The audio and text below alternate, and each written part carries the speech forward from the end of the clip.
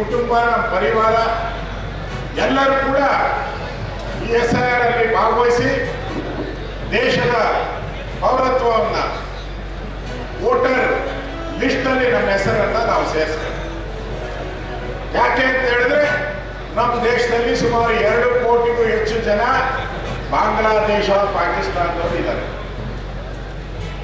ನಮ್ಮ ದೇಶದ ration card, ನಮ್ಮ ದೇಶದ ಹೆಲ್ತ್ ಕಾರ್ಡು, ರೇಷನ್ನು ಎಲ್ಲವನ್ನ ಪಡಿತಾ ಇದ್ದಾರೆ 2 ಕೋಟಿ ಜನ. ಕರ್ನಾಟಕದಲ್ಲೂ ಕೂಡ ಒಂದು 20 ರಿಂದ 30 ಲಕ್ಷ ಜನ ಬೆಂಗಳೂರು, ಮೈಸೂರು, ಕೊಡಗು, ಚಿಕ್ಕಮಗಳೂರು ಬೇರೆ ಬೇರೆ ಭಾಗದಲ್ಲಿ ವಾಸ ಮಾಡ್ತಾ ಇದ್ದಾರೆ. ಮೊನ್ನೆ ನಮ್ಮ ಪೊಲೀಸ್ ಕಮಿಷನರ್ ಹೇಳಿದ್ರು 60 ಲಕ್ಷ ಖರ್ಚು ಮಾಡಿ ಸುಮಾರು 250 ಜನನ ಫ್ಲೈಟ್ ಅಲ್ಲಿ ಬಾಂಗ್ಲಾದೇಶದವ್ರನ್ನ ವಾಪಸ್ಸು ವೆಸ್ಟ್ ಬೆಂಗಾಲ್ ಕಳಿಸಿದ್ದೀರಿ ಅಂತ ಅಫಿಷಿಯಲ್ ಆಗಿ ಪೊಲೀಸ್ ಕಮಿಷನರ್ ಹೇಳಿದ್ದಾರೆ.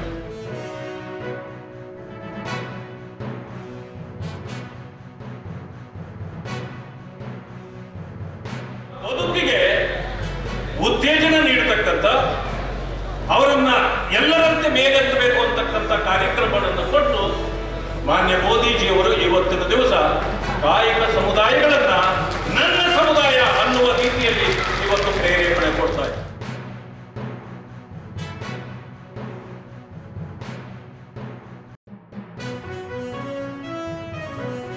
ಸೇವೆಯನ್ನು ಪರಿಗಣಿಸಿ ಅವರಿಗೆ ಇವತ್ತು ರಾಜ್ಯದಲ್ಲಿ ವಿಧಾನ ಪರಿಷತ್ತಿನ ಶಾಸಕರನ್ನಾಗಿ ಮಾಡಿರ್ತಕ್ಕಂಥದ್ದು ಒಂದು ಯೋಗ್ಯವಾದಂಥ ಮತ್ತು ಸ್ತೋತ್ರವಾದಂಥ ಕೆಲಸ ಅಂತೇಳಿ ನಾನು ಹೇಳಲಿಕ್ಕೆ ನಿಮಗೆ ಹಣಕಾಸಿನ ಸಂಸ್ಥೆಗಳ ಮೂಲಕ ಸಿಗುತ್ತೆ. ಸರ್ಕಾರದ ಮೂಲಕ ವಿದ್ಯಾರ್ಥಿಗಳಿಗೆ ಪ್ರೋತ್ಸಾಹ ಮಾಡಿ ಮೂಲಕ ವಿದ್ಯಾರ್ಥಿನಿಯನ್ನ ಕಾರ್ಮಿಕ ಅಧಿಕಾರಿಗಳು ಪ್ರಥಮವಾಗಿ ಇಲ್ಲಿ ಯಥೇಚ್ಛವಾಗಿ ಜನಸಂದಣಿ ಇರೋದ್ರಿಂದ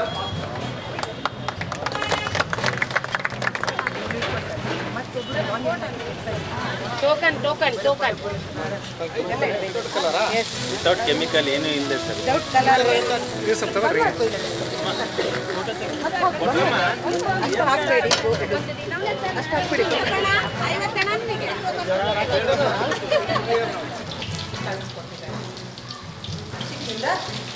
ಡೈರೆಕ್ಟರ್ ಆಗಿ ಸರ್ ಆಗಿ ಹೇಳಿದ್ದಾರೆ.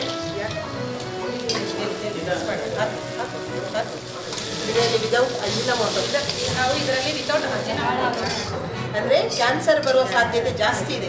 ಆರೋಗ್ಯ ಆಗುವಂತ ಫುಡ್ ಅನ್ನು ಇಲ್ಲಿ ಸರ್ವ್ ಮಾಡಬೇಕು ಅಂದ್ರೆ ಕೊಟ್ಟಿದ್ದಾರೆ. ಸೊ ನಿಮ್ಗೆ ಇದು ಉಪಯೋಗ ಆಯ್ತಾ ಏನಾದ್ರು? ನಾವು ಮನೆಯವರಿಗೆ ಅಥವಾ ಕುಟುಂಬಕ್ಕೆ ಹೊರೆಯಾಗದೆ ನಾವು ಕೂಡ ನಮ್ಮ ಸ್ವಂತ ಕಾಲಲ್ಲಿ ಬದುಕಬಹುದು ಅಂತೇಳಿ ನಿಮಗೆ ವಿಶ್ವಾಸ ಬಂದಿರ್ತದೆ ಭವಿಷ್ಯ. ಹಾಗಾಗಿ ಇಂಥ ತರಬೇತಿಗಳ ಮೂಲಕ ತಾವು ಸಹ ನಮ್ಮ ವಿಶೇಷವಾಗಿ ಈ ಭಾಗದಲ್ಲಿ ನಮ್ಮ ಮಾನ್ಯ ಶಾಸಕರು ಕೂಡ ಹೇಳ್ತಿರ್ತಾರೆ. ಯಾಕಂದ್ರೆ ಏನಂದ್ರೆ ಅವರು ಮಹಿಳೆಯರು ನಮ್ಮ ಶಾಸಕರು ಕೂಡ ಮಾಡೋ ಕಾರಣ ಮಹಿಳೆಯರ ಸಬಲೀಕರಣ, ಮಹಿಳೆಯರ ಉನ್ನತೀಕರಣ ಇರ್ಬೋದು, ಮಹಿಳೆಯರ ಕಾರ್ಯಕ್ರಮ ಇರ್ಬೋದು, ಮಹಿಳೆಯರಿಗೆ ವಿವಿಧ ತರಬೇತಿಗಳಿರ್ಬೋದು, ಬಹಳ ಆಸಕ್ತಿ ತೋರಿಸ್ಕೊಂಡು ತಾವೇ ಮುಂದೆ ಬಂದು ಕೆಲಸವನ್ನು ಮಾಡ್ತಾರೆ. ಆದರೆ ನಾವೊಂದು ಎಲ್ಲಾದರೂ ಒಂದು ಸಣ್ಣದಾಗಿ ಈಗ ನಾವು ನೆಕ್ಸ್ಟ್ ನಮ್ಮ ಒಂದು ಪಂಚಾಯತ್ ಏರಿಯಾದಲ್ಲಿ ನಾವು ಇರ್ತಕ್ಕಂಥ ಏನು ಸ್ಟಾಲ್ಸ್ ಇದ್ದಾವೆ ಅವನ್ನು ಸಹ ನಾವು ಇವಾಗ ಮುಂದಿನ ವಾರದಲ್ಲಿ ಹರಾಜು ಮಾಡ್ತಾ ಇದ್ದೀವಿ. ಇದರಲ್ಲಿ ಯಾರಾದರೂ ಗುಂಪಿನವ್ರು ಇದ್ದರೆ ಅಂಥವ್ರು ಬಂದಾದ್ರೂ ಪಾರ್ಟಿಸಿಪೇಟ್ ಮಾಡ್ಬೋದು. ಮಾಡಿ ಒಂದು ಸ್ಟಾಲ್ ತಗೊಂಡು ಅಲ್ಲಿ ಸಹ ನೀವು ಒಂದು ಫಾಸ್ಟ್ ಫುಡ್ ಸರ್ವಿಸ್ನ ಮಾಡ್ಬೋದು.